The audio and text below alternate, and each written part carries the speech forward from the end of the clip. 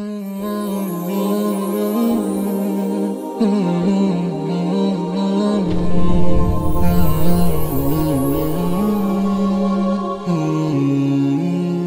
আলাইকুম ওয়া রাহমাতুল্লাহি ওয়া বারাকাতুহু। বিসমিল্লাহ ওয়াসসালাতু ওয়াসসালামু আলা রাসূলিল্লাহ ওয়া আলা আলিহি ওয়া আসহাবিহি ওয়া মাওয়ালা আম্মা বা'দ। অনেকেই আমাদের কাছে জানতে চান, রমাদানকে সাফল্যমণ্ডিত করতে হলে আমাদের করণীয় কী? আমরা আপনাদেরকে ১৩টি কাজ দেব, যে কাজগুলো করলে আপনার রমাদান সাফল্যমণ্ডিত হবে ইনশাআল্লাহ। অতএব ঝটফট করে কাজগুলো লিখে নিন। ১ নম্বর কাজ হচ্ছে যে নিয়ত, অর্থাৎ আপনি রমাদানে কেন রোজা রাখছেন। শুধু তাই না, আপনি রমাদানে যে কাজগুলো করছেন, যেমন কোরআন তেলাওয়াত করছেন, নামাজ পড়ছেন, তাসবিহ তাহলিল করছেন, জিকির আজকার করছেন, ইস্তেগফার করছেন, দুরূদ পড়ছেন, দান সাদাকা করছেন, অথবা খাচ্ছেন, সাহারি খাচ্ছেন, ইফতার খাচ্ছেন, প্রত্যেকটি কাজের আগে একবার চিন্তা করুন তো, নিয়ত করুন তো কেন আপনি কাজটি করছেন। যেমন আপনি যদি সাহারি খান এই নিয়তে, তাহলে আমি সারাদিন সুস্থ থাকবো এবং আবাদতগুলো ঠিকমতো করতে পারবো, তাহলে কিন্তু এটাও আপনার আবাদত হয়ে যাচ্ছে। সে কারণে আমরা ১ নম্বর যে বিষয়টি বলবো তাহলে যে নিয়তকে পরিশুদ্ধ করা। মনে রাখবেন, নিয়ত কিন্তু আপনাকে সচেতন মানুষে পরিণত করে। যারা প্রত্যেকটা কাজে ঠিকমতো নিয়ত করতে পারে তারা সবচেয়ে সচেতন। যেমন ওমর রাদিয়াল্লাহু তাআলা আনহু ছিলেন। তিনি যখন ঘর থেকে বের হতেন তখন তিনি তার নিজকে জিজ্ঞেস করতেন, ওমর কেন তুমি ঘর থেকে বের হচ্ছ? তিনি যখন খেতেন তখন জিজ্ঞেস করতেন, ওমর খাচ্ছ কেন? মানে এভাবে তার নিজকে তিনি প্রত্যেকটি মুহূর্তে নিয়তের অধীনে তিনি নিয়ে আসতেন। আমরাও আপনাদেরকে বলবো যে এটা খুবই সচেতনতার ব্যাপার। আপনি ধরেন এমনিতেও আমরা কাজ করে ফেলি, কিন্তু কেন কাজটি করছি এটি যখন আপনি সিদ্ধান্ত নেবেন নিজকে জিজ্ঞেস করার, তখন আর আপনি আজে বাজে কাজ বা অপ্রয়োজনীয় কাজ আপনি করবেন না। ২ নম্বর যে বিষয়টি তা হলো যে নির্জনতা। এবং আপনি দেখেন আগের যে কথাটি আমরা বলছি তার সাথে কিন্তু আমাদের মানে আমরা যখন নামাজ পড়ি, ইবাদত করি, সূরাতুল ফাতিহা পড়ি, তখন আমরা কিন্তু বলি ইয়াকা না'বুদু ওয়া ইয়াকা নাস্তাঈন। আমরা কেবল আপনারই ইবাদত করি এবং আপনার কাছে আমরা আশ্রয় চাই, আপনার কাছে আমরা সাহায্য চাই। যদি আপনি এই কথাটুকু বলার সময় যদি আপনি মনোযোগী থাকেন, তাহলে আপনি দেখবেন আপনার সকল মানে ইবাদতের মূল কিন্তু এর মধ্যে, নির্যাস কিন্তু এর মধ্যে চলে আসছে। অতএব এটাকে আমাদের মাথায় রাখতে হবে। ২ নম্বর যে বিষয়টি তা হলো যে নির্জনতা। মানে কিছু নির্জন সময় আপনি এই রমাদানে তৈরি করুন, যেই নির্জন সময়গুলোকে আপনি কেবল আল্লাহ সুবহানাহু ওয়া তাআলার জন্য ব্যয় করবেন। সেগুলো ধরুন আপনার স্ক্রিন টাইম আপনি কমিয়ে দেবেন, ইউটিউব অথবা ফেসবুক অথবা ধরুন টেলিভিশন ইত্যাদি থেকে, অথবা গসিপিং, চ্যাটিং ইত্যাদি থেকে আপনি নিজকে আপনি বের করে নিয়ে এসে কেবল আপনি মি অ্যান্ড আল্লাহ এরকম একটা টাইম আপনি নির্ধারণ করেন। নির্জন, আপনি একাকী হয়ে গেছেন, আপনি ২ রাকাত নামাজ আদায় করার জন্য, কেউ দেখছে না। একাকী হয়ে গেছেন একটু তাসবিহ তাহলিল করার জন্য, একাকী হয়ে গেছেন একটু ইস্তেগফার করার জন্য, একাকী হয়ে গেছেন একটু আপনি কোরআন তেলাওয়াতের জন্য। You do it, make something special for Allah which is not witnessed and seen by others, যেটা অন্য কেউ দেখে না, এরকম কিছু একটি আপনি করার চেষ্টা করুন। প্রয়োজনে যেমন ধরুন মাগরিবের পর থেকে আপনি মানে মোবাইলটা বন্ধ করে রাখুন, অথবা ইন্টারনেট বন্ধ করে রাখুন, যেমন আপনার নোটিফিকেশন না আসে। অথবা ধরুন আপনি যখন তারাবির নামাজের আগেই নোটিফিকেশন যেন না আসে, এ কারণে ইন্টারনেট বন্ধ করে রাখেন। তারাবির নামাজের পর বাসায় এসে দ্রুত শুয়ে পড়ুন, যেন আপনি মানে সাহারির জন্য যেন একটু আর্লি আপনি উঠতে পারেন। তাহলে তখন আপনি কী করতে পারবেন, একটু তাহাজ্জুদের নামাজ আদায় করতে পারবেন, আল্লাহর কাছে চাইতে পারবেন। আপনার জীবনে কত চাওয়া পাওয়ার ব্যাপার আছে, তাই না? সেই সময় যেন আপনি চাইতে পারেন। এই কারণে এটি আমাদের নির্জন কিছু সময় আল্লাহর জন্য রাখতে হবে, যেটি আমাকে অন্য কেউ ডিস্টার্ব করবে না। দেখুন আল্লাহ সুবহানাহু ওয়া তাআলা তা বলেছেন, সালামুন হিয়া হাত্তা মাতলাইল ফাজর। ফজরের আগ পর্যন্ত কিন্তু আল্লাহর পক্ষ থেকে এরকম শান্তির বার্তা আসতে থাকে, শান্তি আসতে থাকে। অতএব এই সময়টা আপনি বিশেষ করে এশা থেকে ফজর পর্যন্ত এতটুকু সময় কেবল আল্লাহর জন্য কাটিয়ে রাখুন, আল্লাহর জন্য নির্ধারণ করে রাখুন। ৩ নম্বর যে বিষয়টা হচ্ছে কোরআনের সাথে বন্ধুত্ব তৈরি করুন। Who is your friend? আপনার বন্ধুকে আপনি কোরআনের সাথে আপনার বন্ধুত্বকে তৈরি করুন, কারণ কোরআন যে রাতে নাজিল হয়েছে এটা 1000 মাসের চেয়ে উত্তম। আচ্ছা, তাহলে কোরআন যদি আপনার জীবন হয়, তাহলে 1000 জীবনের চেয়ে আপনার জীবনটা উত্তম হতে পারে, তাই না? কোরআনের যে ঘন্টাটি আপনি মানে কোরআনের জন্য বরাদ্দ করে রেখেছেন, এটা কিন্তু 1000 ঘন্টার চেয়ে উত্তম হতে পারে। এভাবে কোরআন আপনাকে বারাকাপূর্ণ করবে। কোরআনের সাথে আপনার কিন্তু বরকতের সম্পর্ক আছে। আর রহমান আল্লামাল কোরআন লাআল্লাকুম তুরহামুন। তোমরা কোরআন শোনো অথবা তোমরা কোরআন পড়ো, কারণ ওয়া রাহমাতাল লিল মুমিনিন, মুমিনদের জন্য কোরআন হিসেবে, কোরআনকে আমি রহমত হিসেবে নাজিল করেছি। আল্লাহ তাআলা কি সে কথা বলেন নাই? কোরআনের মধ্যে শিফা আছে, কোরআনের মধ্যে কিন্তু বারাকা আছে, কিতাবুন আনজালনাহু ইলাইকা মুবারাকুন। অতএব কোরআন এর জন্যে একটি সময় রাখুন যেটি আপনি কোরআন পড়বেন এবং কোরআনের সাথে বন্ধুত্ব আপনি তৈরি করবেন। এতে কোরআন কিন্তু আপনার জীবনকে পুনর্জীবিত করবে, আপনার হার্টের মধ্যে স্পন্দন তৈরি করবে, আপনাকে জীবিত মানুষে রূপান্তরিত করবে, এবং যত ধরনের ধরুন বদনজর অথবা যত মানে শয়তানের চক্রান্ত অথবা যারা ধরুন জাদু করেছে তাদের সকল চক্রান্ত ষড়যন্ত্র থেকে আল্লাহ তাআলা আপনাকে এই কোরআনের কারণে আল্লাহ তাআলা আপনাকে অবশ্যই রক্ষা করবে। এবং তার সাথে একটা জিনিস অবশ্যই আপনাকে বলি যে কোরআনকে আদর্শভাবে তেলাওয়াত করতে হলে ধীরে ধীরে কোরআন তেলাওয়াত করুন, বুঝে বুঝে কোরআন তেলাওয়াত করুন, এবং আপনার সবটুকু দিয়ে কোরআন তেলাওয়াত করুন।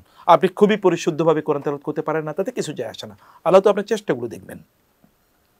রাসূল ইসলাম বলেছেন যে খুবই সুন্দর কোরআনের দক্ষ যে ব্যক্তি সে কিন্তু জান্নাতে সবচেয়ে সম্মানিত ফেরেশতাদের সাথে থাকবে। আর যারা কোরআন পড়তে গিয়ে একটু হোঁচট খায়, ধরুন আপনার উচ্চারণগুলো ঠিক নাই, আপনার দাঁত ভেঙে যায়, আপনার মুখে মানে উচ্চারণ করতে কষ্ট হয়, আপনার জন্য দ্বিগুণ সওয়াব আল্লাহ তাআলা ব্যবস্থা করে রেখেছেন, সুবহানাল্লাহ। অন্যের চেয়ে আপনার দ্বিগুণ সওয়াব, অতএব আপনি তো কোনো টেনশন নেই, আপনি তো হারানোর কোনো কিছু নেই, এটি আপনাকে করতে হবে। 4 নম্বরের বিষয় হচ্ছে যে একটি মানে বারাকাপূর্ণ দোয়া কমপক্ষে আপনার নিজের জন্য আপনি নির্ধারণ করুন। একটা সহজ দোয়া যেটি আপনি সবসময় গোটা রমাদানে করবেন। যেমন রাসূল সাল্লাল্লাহু আলাইহি ওয়াসাল্লাম আয়েশা রাদিয়াল্লাহু তাআলা আনহাকে শিখিয়ে দিয়েছেন, আল্লাহুম্মা ইন্নাকা আফুউন তুহিব্বুল আফওয়া ফা'ফু আন্নি। আপনি প্রয়োজনে কিছু দোয়া লিস্ট করে রাখুন, এই দোয়াগুলো আপনি সবসময় করবেন যেগুলো সহজ এবং খুবই কমপ্রিহেন্সিভ। যেমন রব্বানা আতিনা ফিদ দুনিয়া হাসানা, এটি রব্বিরহামহুমা কামা রব্বায়ানি সগীরা, অথবা যেটি আমরা বললাম আল্লাহুম্মা ইন্নাকা আফুউন তুহিব্বুল আফওয়া ফা'ফু আন্নি। এটি কিন্তু বিশাল দোয়া, এটি সাধারণ কোনো দোয়া না। অথবা একটি দোয়া অথবা এরকম কয়েকটি দোয়া আপনি নির্ধারণ করুন। আপনি যখন রাসূল ইসলাম যে দোয়াগুলো শিখিয়ে দিয়েছেন এগুলো যদি আপনি পড়েন তাহলে আল্লাহ আপনাকে ভালোবাসা শুরু করে দেবে। আর রাসূল যে দোয়াগুলো শিখিয়েছেন এগুলো পড়লে আপনি রাসূল ইসলামের সুন্নাহ অনুসারে চললেন বলে আল্লাহ তাআলা এর কাছে আপনি মানে সে সকল ব্যক্তিদের তালিকাভুক্ত আপনি হয়ে যাবেন। এবং আল্লাহ রাসূলের কোনো সুন্নাহকে পুনর্জীবিত করলে আপনি বিশাল বড় সওয়াবের অধিকারী কিন্তু আপনি হয়ে যাবেন। আবার এই যে আপনি যে দোয়াগুলো করলেন তার কিন্তু কিছু আদব আছে, আল্লাহর বেশি প্রশংসা করা, রাসূলের উপর দরুদ পড়া এবং ইস্তেগফার বেশি বেশি করা। ইস্তেগফার করলে কেবল আপনার গুনাহ মাফ হয়ে যাবে এরকম না, ইস্তেগফার করলে আল্লাহ তাআলা আপনার হায়াতের মধ্যে বারাকা দেবেন, রিজিকের মধ্যে বারাকা দেবেন, সন্তান সন্ততি এবং আপনার পরিবারের মধ্যে আল্লাহ তাআলা বারাকা প্রদান করবেন। সে কারণে আপনি আল্লাহ তাআলার কাছে চান, আপনি চাইতে অক্ষম হবেন না বা চাইতে আপনি কার্পণ্য করবেন না। পঞ্চম যে বিষয়টি তাহলে যে রাতের সালাত, মানে রাতের কিছু নামাজ সালাত আপনি আদায় করবেনই, সেটা যেমন কিয়ামুল লাইল অথবা সালাতুত তাহাজ্জুদ অথবা ধরুন আপনি যেটাকে বলেন সালাতুত তারাবিহ, এটা আপনি পড়বেনই, রাতের সালাতকে মিস করবেন না প্লিজ। কারণ আল্লাহ তাআলা বলেছেন ইন্না নাশিয়াতাল লাইলি হিয়া আশাদ্দু ওয়াতআ ওয়া আকওয়ামু কিলা। আমাদের যে মনের উপর যদি আপনি লাগাম টেনে ধরতে চান তাহলে রাতের নামাজ আদায় করতে হবে, এছাড়া কোনো উপায় নাই। রাতের নামাজ আদায় করে আপনার মনের উপর আপনি লাগাম তুলে মানে লাগাম ধরতে পারেন। আর এছাড়া কেউ যদি রাতের নামাজে 10 রাকাত মানে 10টি কোরআনের আয়াত তেলাওয়াত করে তাহলে আল্লাহ বলবেন যে তুমি আর গাফেল না, মানে এই ব্যক্তিকে আল্লাহ গাফেল বানাবেন না, বরং সে খুবই সচেতন থাকবে। এটা করেন আপনার নিজের জন্য, আপনি জন্য খুবই মনোযোগী থাকতে পারেন। এছাড়া কেউ যদি রাতের বেলা 100 আয়াত তেলাওয়াত করে তাহলে আল্লাহ তাআলা তার অনুগত বান্দাদের তালিকাভুক্ত এই ব্যক্তিকে করবেন। আর যে ব্যক্তি রাতের বেলা 1000 আয়াত তেলাওয়াত করতে পারবে আল্লাহ তাআলা তার জন্য বিশাল পুরস্কার ব্যবস্থা করে রাখবেন। সুবহানাল্লাহ, it's possible, you can do it. এই কাজটি আমাদের করা দরকার। আর রাসূল ইসলাম কিন্তু তিনি রাতে লম্বা সময় জুড়ে কোরআন তেলাওয়াতের মাধ্যমে তিনি রাতগুলোকে কাটাতেন। এখন আমরা বলবো যে আপনি সিম্বল করুন, আপনি রাতের বেলা ইবাদত করছেন, আল্লাহ তাআলা আপনাকে তাহলে সঠিক পথে পরিচালিত করবেন, আপনাকে আল্লাহ সুবহানাহু ওয়া তাআলা সফলতা দিয়ে ভরপুর করে দেবেন। ষষ্ঠ যে কাজটি করবেন তাহলে সদা সর্বদা আল্লাহ তাআলার জিকিরের মধ্যে নিজেকে লিপ্ত রাখুন। আপনি কাজ করছেন জিকির করুন। এবং বন্ধুদেরকে আপনার বলি, আপনি যখন ধরুন রান্না বান্না করছেন তখন যদি আপনারা জিকির করতে থাকেন বা কোরআন তেলাওয়াত করতে থাকেন তাহলে আপনি ডাবল সওয়াব পাবেন। একটা হলো পরিবার পরিজনের জন্য কাজ করছেন এর জন্য সওয়াব, আরেকটা হচ্ছে আপনি ইবাদত করছেন এর জন্য সওয়াব। একবার চিন্তা করে দেখুন সুবহানাল্লাহি ওয়া বিহামদি বললে আপনি জান্নাতে একটা প্রাসাদ নির্মাণ হয়, আপনার জন্য একটি করে গাছ রোপণ করা হয়, এবং সুবহানাল্লাহি ওয়া বিহামদি সুবহানাল্লাহিল আযীম পড়লে আসমান এবং জমিন জুড়ে আল্লাহ তাআলা আপনাকে সওয়াব দিয়ে ভরপুর করে দেবেন। এ কারণে আপনি আল্লাহ তাসবিহ তাহলিল পড়ুন। শুধু এই তাসবিহ তাহলিল এর মধ্যে সীমাবদ্ধ না, আপনি আল্লাহকে নিয়ে চিন্তা করুন, আল্লাহ সৃষ্টি নিয়ে চিন্তা করুন। ভাবুন এত বিশাল আসমান কে তৈরি করেছে, এত বিশাল জমিন কে তৈরি করেছে, কে এই ফসল আমাদেরকে দেয়, কে আমাদেরকে তৈরি করেছে, কে আমাদের জীবনের সকল কিছু আমাদেরকে প্রদান করে। এর যদি আপনি করতে পারেন তাহলে বিশ্বাস করুন আপনি নিজে সত্যিকার অর্থেই আপনার হৃদয় থেকে উচ্চারিত হবে আলহামদুলিল্লাহ সুবহানাল্লাহ, এবং আল্লাহর সবচেয়ে নিকটবর্তী বান্দাদের অন্তর্ভুক্ত আপনি হয়ে যাবেন। সপ্তম যে কাজটি তাহলে যে আপনি জাকাত এবং সাদাকা প্রদান করুন, ব্যাপক পরিমাণ আপনি ইনফাক করুন, আপনার সামর্থ্য অনুসারে যা আছে তাই করুন। আল্লাহ তাআলা বলেছেন আল্লাযী ইউতি মালাহু ইয়াতাযাক্কা, কেউ যদি তার সম্পদ আল্লাহর রাস্তায় ব্যয় করে, তাহলে সে তাজকিয়া অর্থাৎ তার মানে আত্মা পরিশুদ্ধ হবে, তার জীবন পরিশুদ্ধ হবে। এবং আল্লাহ সুবহানাহু ওয়া তাআলা বলেছেন এই ব্যক্তিকে আল্লাহ তাআলা সাউফা ইয়ারদা, আল্লাহ তাআলা তাকে অচিরে এমন কিছু প্রদান করবেন যে ব্যক্তি সন্তুষ্ট হবে মহান আল্লাহ সুবহানাহু ওয়া তাআলা এর প্রতি। সে কারণে আপনার সামর্থ্য অনুসারে আপনি দিয়ে যান।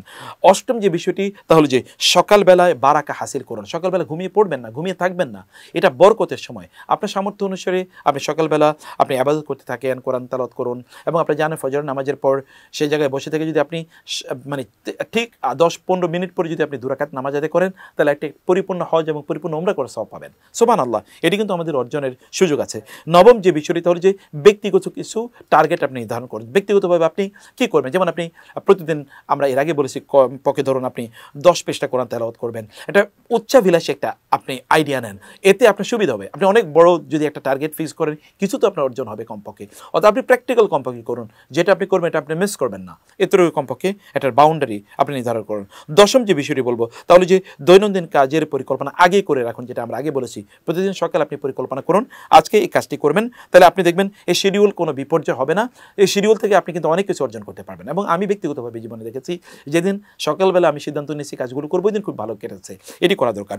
দশম যে বিষয়টি বলবো, আচ্ছা 11তম যে বিষয়টি বলতে চাই তাহলে যে আপনার একটু হালকা প্রয়োজন একটু ঘুমিয়ে নেবেন, দুপুরবেলা একটু হালকা একটু কায়লুলা করে নিলেন, যেন রাতের ইবাদতগুলো ঠিকমতো করতে পারেন। 12তম একটা ডাউন টাইমের কথা বলছি আমরা। ডাউন টাইম হচ্ছে আমরা কিন্তু সোশ্যাল মিডিয়া হাবিজাবিতে অথবা গল্প গুজব করে সময় কাটিয়ে দেই। এটা আপনি করবেন না, বরং ধরুন একটু বিনোদনের জন্য 1 ঘন্টা সময় রাখুন। আপনি একটু ব্যায়াম করবেন, আপনি আত্মীয়স্বজনের সাথে কথা বলবেন, আপনার পরিবারের সদস্যদের সাথে কথা বলবেন, এরকম কিছু নিজের জন্য একটু সময়, অথবা ধরুন গল্পের বই পড়বেন, সেটা যাই হোক না কেন, একটা ডাউন টাইমে একটা কিছু রাখেন। সব সময় এই কাজটি আপনি করবেন, একটা নির্ধারিত সময়ে এই কাজটি করবেন। এবং 13তমটা হচ্ছে যে স্বাস্থ্যকর খাদ্য অভ্যাস তৈরি করুন। স্বাস্থ্যকর খাদ্যাভ্যাস মানে আপনি স্বাস্থ্যকর জিনিস খান, মানে যেগুলো স্বাস্থ্য নষ্ট করে দেয় এরকম জিনিস আপনি খাবেন না, তাহলে আপনি রমাদান জুড়ে ভালো থাকবেন। এবং এবার রমাদান আপনার সাফল্যমণ্ডিত হবেই ইনশাআল্লাহ। আল্লাহ তাআলা আমাদেরকে একটি প্রোডাক্টিভ রমাদান যেন উদযাপন করতে পারে সেই তৌফিক আমাদেরকে দান করুন। আল্লাহুম্মা আমিন। আসসালামু আলাইকুম ওয়া রাহমাতুল্লাহি ওয়া বারাকাতুহু।